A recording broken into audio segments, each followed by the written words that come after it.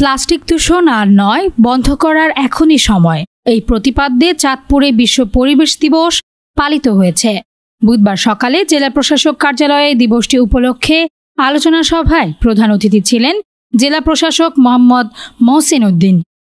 অনুষ্ঠানে অতিরিক্ত জেলা প্রশাসক মোহাম্মদ এরশাদ উদ্দিনের সভাপতিত্বে বক্তব্য রাখেন অতিরিক্ত পুলিশ সুপার আব্দুল হান্নান রনি, সদর উপজেলা নির্বাহী কর্মকর্তা সাখাওয়াত জামিল সৈকত, পরিবেশ অধিদপ্তরের উপপরিচালক মোহাম্মদ মিজানুর রহমান সহ অনেকে।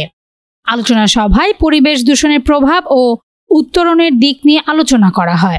পরে দিবসটি উপলক্ষে প্রতিযোগিতায় অংশগ্রহণকারী বিজয়ী শিক্ষার্থীদের হাতে সনদ ও পুরস্কার তুলে দেন প্রধান অতিথি।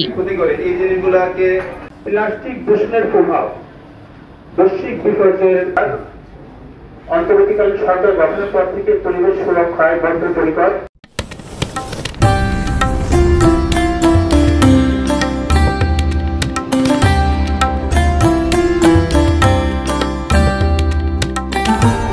এমই টিভি, স্বাধীন বাংলার স্বাধীন কণ্ঠ।